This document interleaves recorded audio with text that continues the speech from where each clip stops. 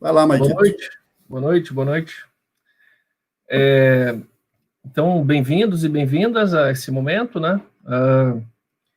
Eu gostaria de agradecer a presença nessa roda virtual, né? Agradecer a Lloyd Farias aqui que está transmitindo em uma outra linguagem para a gente, ao Isaac que estava anteriormente. Isso é revelador de certos avanços da democracia, né? Há 20 anos nós não teríamos isso. Então, isso é acessibilidade de conhecimento, né?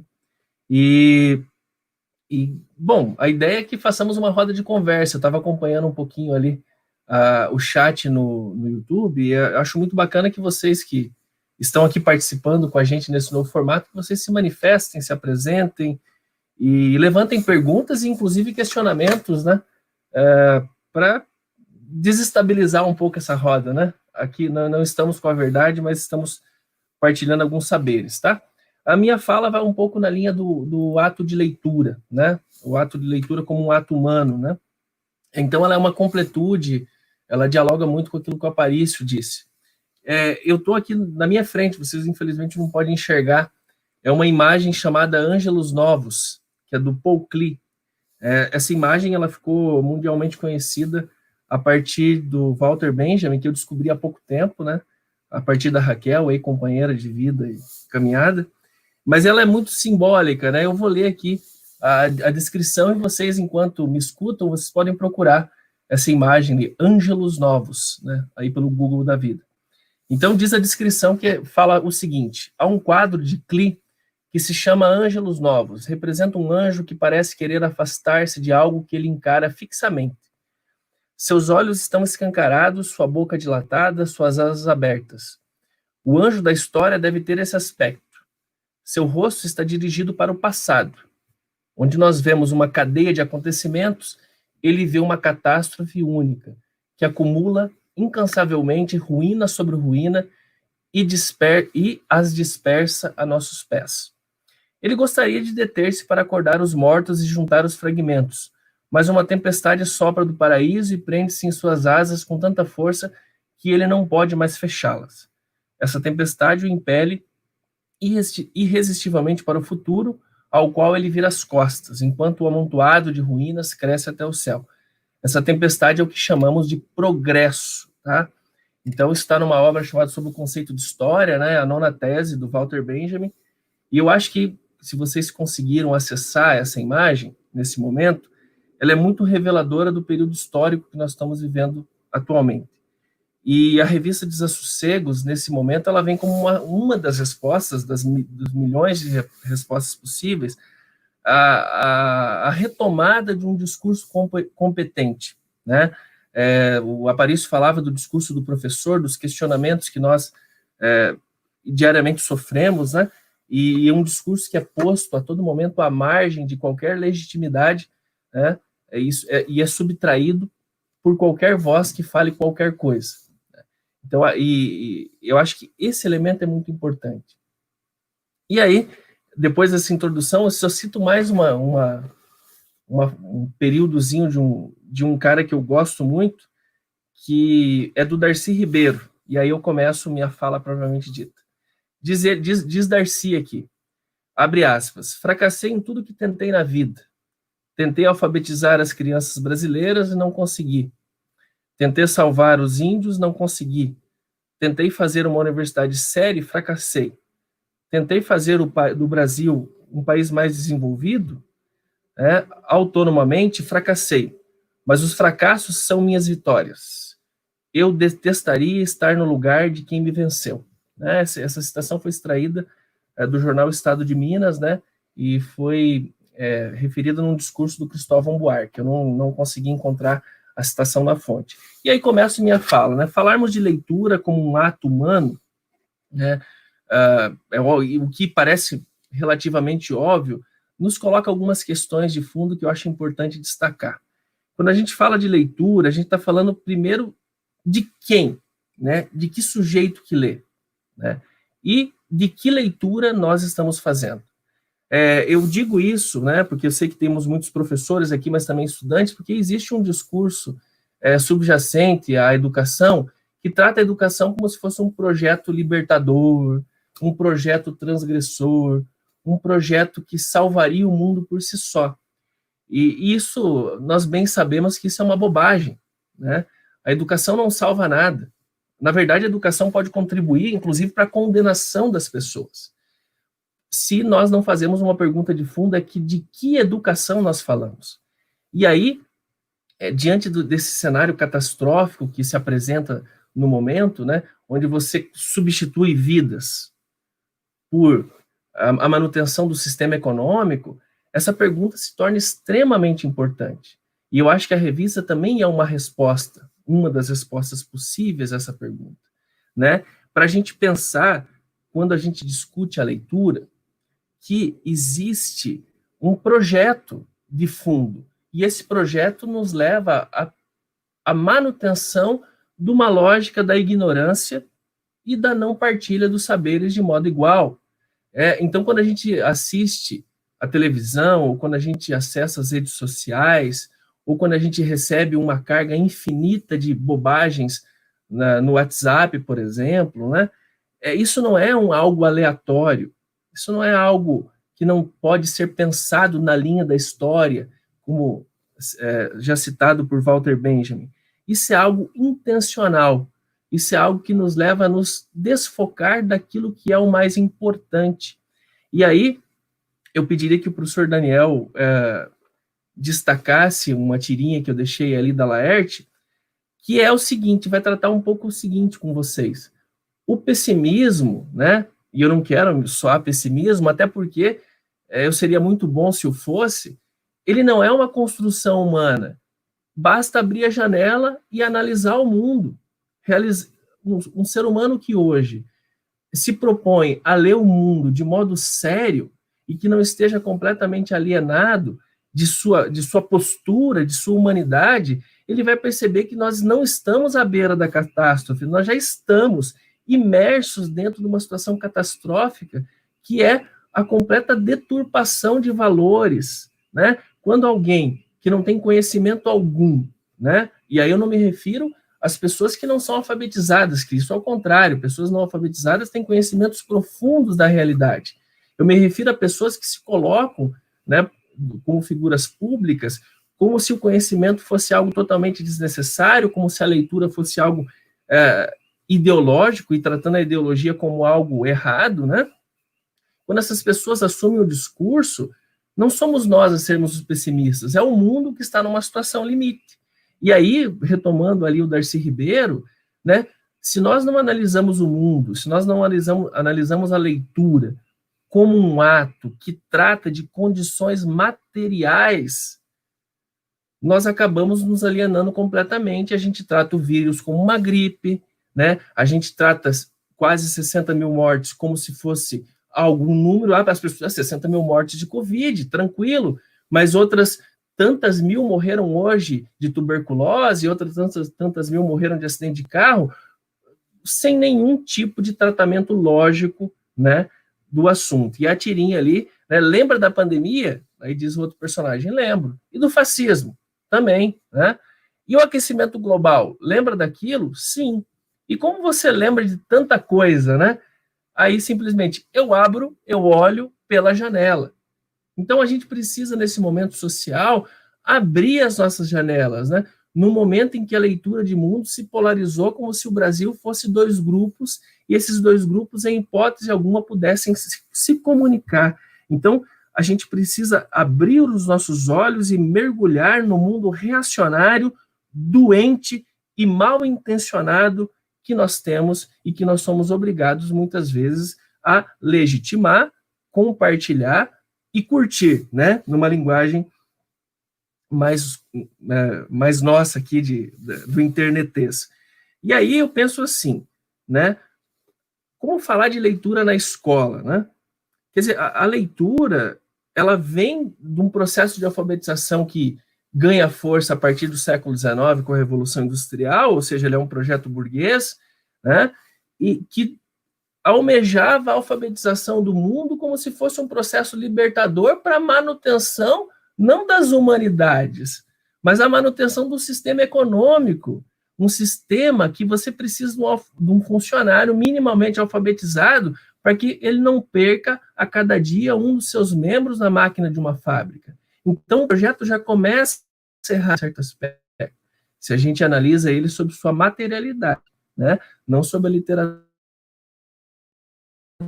idealista, né? Então, instrumentos, né, de leitura, instrumentos que nos levem a pensar o mundo, eles devem necessariamente ser disruptivos. Eu sempre brinco com meus alunos, se você escutar, se você entrar num diálogo com alguém e essa pessoa concordar com você, vai embora. Você concordou, acabou o diálogo. Você precisa questionar a todo momento, né? E aí, mais uma vez, quando a gente fala de leitura, não podemos deixar de pensar que nós somos hoje, num cenário dos mais positivos, a ideia é que, né, isso é leitura, que nós chegaremos a 14 milhões de brasileiros retornando à linha da pobreza, 527 milhões de pessoas no mundo, numa situação ideal. Numa situação real significa algo em torno de 1 bilhão e 100 milhões de pessoas retornando ao mundo a uma situação abaixo da linha da pobreza, né? Significa que o Brasil, daqui para frente, vai responder de 25% a 30% do número de pobres da América Latina. Isso é um fato. Isso não é um argumento etéreo. A pobreza está nas ruas, basta que a gente se propõe a olhar a ela. E aí a pergunta que eu faço, né, partindo, dando sequência aqui à minha apresentação, para quem isso é um fato novo? Por que as pessoas e nós nos assustamos com o óbvio, né?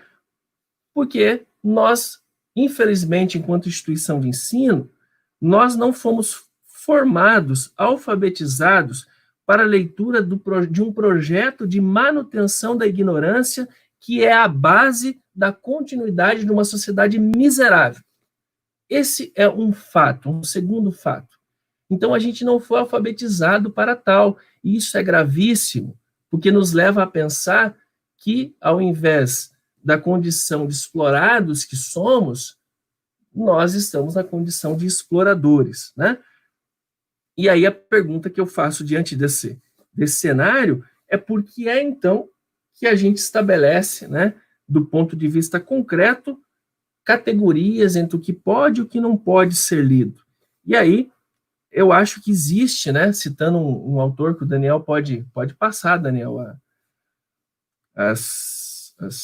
isso, esse mesmo, né, um autor que eu gosto muito, que é o Karel Kozik, que nos fala assim, que existe na sociedade contemporânea, se quiserem sociedade de matriz capitalista, né, um processo de velamento da realidade. A realidade se esconde, né, ela vai nos subterrâneos. A todo momento a gente diz, mas na verdade a gente não está dizendo que é um fato concreto, porque existe uma estrutura social que a mantém, a promove e cria essa atmosfera de superficialidade. E aí, a isso nós podemos, por exemplo, dar o nome de uma força da ideologia, né, que faz com que nós mantenhamos essa pseudoconcreticidade e a gente vá às ruas vociferar, a gente vai às ruas ofender ao outro, como se a nossa verdade fosse melhor que a outra, né? Já dizia o Terry Eagleton, né, uma frase que o Daniel gosta muito de citar, inclusive descobriu o autor por ele, que a ideologia é como um mau hálito, só o outro que tem, né? Ou seja, a minha verdade é melhor que a sua, mantenha-se no seu lugar, porque a minha verdade é intocada, né? E aí essa materialidade que a revista propõe por meio de literatos, filósofos, historiadores, professores, estudantes que já escreveram, publicaram suas obras com a gente nesses 4 volumes, essa materialidade ela deve supor que aquilo que a gente vê não pode, talvez, não ser aquilo que de fato é, né? E que há, aí retoma a fala do Aparício, um processo de naturalização de verdades, né? De construção de um mundo que a princípio nos é dado a priori e que é, no fundo, gente, uma construção social. Nós vivemos um sistema que tem 250, 300 anos. Onde é que está escrito que isso vai ter que ser assim até o fim da história humana? Que pode, inclusive, estar bem próximo, né? Não está escrito, né? O discurso disruptivo deve existir. E aí a gente pode dar vários nomes a ele, né? A partir da leitura que cada um tem de mundo. Mas o fato é que ele não precisa permanecer assim. Pode passar ali, Daniel. E aí eu ingresso para a segunda parte de minha fala, né, para as conclusões, para a gente pensar assim, a revista ela ocupa um lugar. Vocês, com certeza, que estão nos acompanhando, já acessaram a revista, já leram vários de seus volumes, né? Mas se a gente pensa anterior, como professor, a gente precisa, né, tratar dessa reflexão. Como é que se dá, por exemplo, o ingresso da criança no mundo da cultura? Né? A gente pressupõe que a criança, ela simplesmente de uma situação de ignorância, ela passou a um mundo rico de metáforas, ela passou a ler e passou a entender o mundo, mas no fundo não é. E aí eu me ancoro em Paulo Freire. E a criança, quando ela mergulha no mundo escolar, ela já está grávida de significados. Essa frase não é do Freire, adaptada, tá? Sendo fiel ao autor, mas a ideia de grávido do mundo, sim, é do Freire. A criança, depois de 5, 6 anos, ela já está grávida de significados. Ela não é alguém sem saber. Ela está, entre aspas, prontas para o mundo da sobrevivência, não é assim? A gente trata a criança como se fosse um ser frágil. Olha para a rua. Se eu saio da minha casa, pego o carro e ando 2 quilômetros pelo centro de Curitiba, eu vou encontrar crianças que são muito mais fortes que eu, muito mais hábeis em sobreviver nesse mundo terrível que nós temos que eu. Por que nós tratamos, então, a criança em fase de alfabetização como um ser frágil? Também aqui nós temos um mecanismo de manipulação. E por que eu cito isso? Para também reforçar a ideia que a leitura não liberta sozinha o mundo, por quê? Porque ela está totalmente atrelada ao mundo concreto. Paulo Freire chama isso de palavra-mundo, né? Ele vai dizer que antes da leitura da palavra, eu sou alfabetizado para a leitura de mundo. E aí, quando eu estou plenamente alfabetizado, que eu conheço os nomes, os contextos, aí sim é que eu vou para um processo posterior, que é, no fundo, entender que tudo aquilo que eu conheci pode ser narrado de outra maneira, né? E essa obra que eu me baseio é uma obra muito bacana, acho que todo mundo deveria ler alguma vez na vida, que é A Importância do Ato de Ler. São 3 artigos bem pequenos, muito tranquilos, né? E que escritos já há um bom tempo, mas que muito atuais para hoje, né? E aí o Freire vai dizer assim, que essa preparação para manutenção, para internalização da estrutura do conhecimento, por que ela incomoda tanto? Por que nós queremos que, de certa maneira, ela seja neutra? Por que hoje existe com tanta força esse discurso de uma leitura neutra da escola, né? Se nós analisarmos minimamente o mundo, a gente vai reconhecer que nem a morte é neutra. A divisão social do trabalho está num cemitério. A divisão econômica está entre os túmulos mais bem decorados, né? Não sei se esse é o termo, e aqueles túmulos que melhor revelam a miséria. E então, por que, se nada no mundo é neutro e se a gente a todo momento está se posicionando, por que é que a educação, a alfabetização, a leitura deveriam então ser? Aí eu retomo o início da minha fala. No fundo, não deixa de ser, mais uma vez, um artifício da manutenção das desigualdades. E aí eu encerro minha fala pensando o seguinte, novamente com Freire e citando um autor que eu gosto muito, venho lendo no último ano, que é o Adolfo Sánchez Vázquez, que é um espanhol que foi exilado no México e por lá viveu como professor de filosofia durante quase toda a sua vida.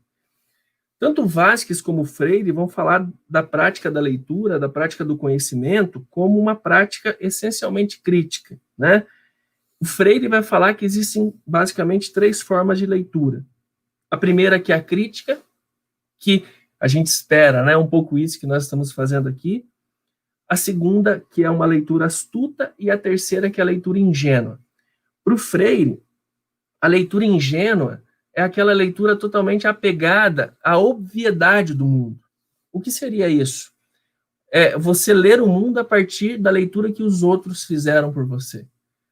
Eu sou professor de filosofia, então eu diria nesses termos o seguinte: é você não ser capaz de questionar o mundo como algo, como um outro mundo possível. Já a leitura astuta é a leitura que se apropria da leitura ingênua para a manipulação dos outros. Então eu faço a reflexão para vocês, né, de que leitura vocês foram alfabetizados, nós fomos, e de que maneira alguns utilizam a leitura astuta para nos manipular. E aí, e encerro, existe sim o uso do conhecimento para legitimar essa desigualdade, e aí volta a minha pergunta inicial: quando falamos de leitura, falamos de que e de quem? Contra o que e contra quem, né? A leitura só pode ser libertadora dentro de um certo contexto, penso eu. A partir desses fundamentos de leitura de contexto, de questionamento profundo, é que nós construímos a nossa visão de mundo e sociedade. Sem isso, é um saber bancário, retomando aqui o Freire. Sem isso, é velamento da realidade, retomando o Kozik, né? O mundo, então, né, a leitura que nós fazemos desse mundo é o que vai dar o sentido da educação que queremos. E aí eu fecho, de fato, pensando no lugar da revista. Eu falava com um amigo há pouco, e ele dizia o seguinte: é o momento de nós ocuparmos espaço, e é o que eu penso. A gente precisa, enquanto professor, enquanto pesquisador, enquanto leitor, ocupar espaços que estão sendo ocupados atualmente por figuras, no mínimo, né, desprezíveis, para não falar outra coisa. E aí, pensarmos juntos uma visão de utopia, né, uma visão de construção que nos leve a, no mínimo, né, pensar de modo indignado que a gente não está satisfeito com esse mundo. E eu acho que a revista, novamente, aí passa a palavra para o professor Daniel, é uma resposta, não é a única, né, não é a mais efetiva e eficaz, mas é uma possibilidade de compartilhar saberes, né, competentes, com um discurso acessível, né, e de modo extremamente dialógico, participativo, né, e amplo, né? Domínio público, tá lá, basta acessar. Muito obrigado, pessoal. Então, Maico, é muito louco a gente pensar nessas coisas que você disse, porque se a gente tem que acordar todo dia de manhã e se perguntar que mundo queremos, né? Se a gente não fizer isso, a gente é apenas um boi no pasto. Se a gente não se atentar, né, o neoliberalismo ou nos mata de fome, ou nos mata numa pandemia qualquer, ou faz com que nos matemos uns aos outros. Ou tudo junto e misturado, né? Que é o que já acontece. Então, e isso passa necessariamente pela leitura, porque a leitura de mundo, se no momento, se a leitura de mundo precede a leitura da palavra, no momento seguinte, a leitura da palavra vai determinar que tipo de mundo a gente pode construir para si, né? Então, obrigado aí, Pia. Deixa eu tirar você daqui.